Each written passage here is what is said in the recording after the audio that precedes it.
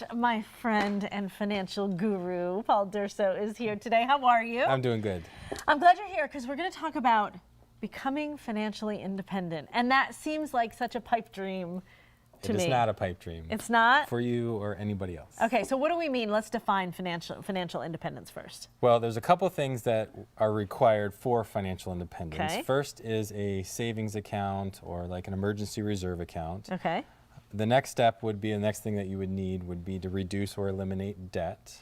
Okay. And then the third and probably most important would be a plan for your future, retirement plan, retirement savings. Those seem, though, actually like things we all know we should be doing anyway. Mm-hmm. To a large degree, most people do participate. They just might not participate to the level that makes them feel comfortable that they're on the path. Okay, so what do we do in order to start to feel comfortable? How do we find these milestones that we're supposed to reach? Okay, so there's a couple things that I want to put them into like 10-year gaps. So Okay. 30 to 40 is going to be the concentration. Now, when I say concentration, we're going to talk in percentages here of how much money you want to save or put away to reduce debt in a percentage level. Okay. So the vast majority, we'll say 60% of what you're saving to emergency reserve, college, debt reduction, mortgage, or retirement would go 30 years to 40 years old. You'd want to focus on reducing, eliminating student debt. Okay.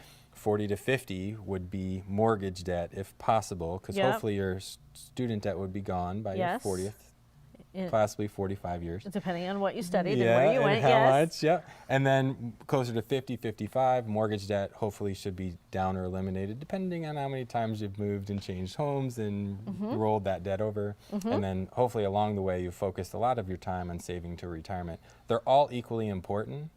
You just want to make sure you're putting a percentage of your check away to every single one of them.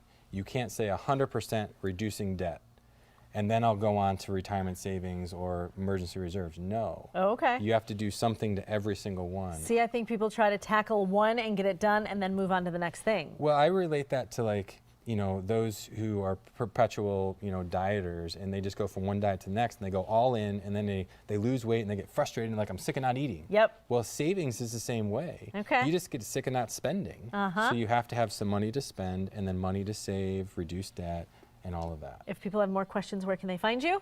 InsightFolios.com. All right. Thanks, Paul. Good to see you.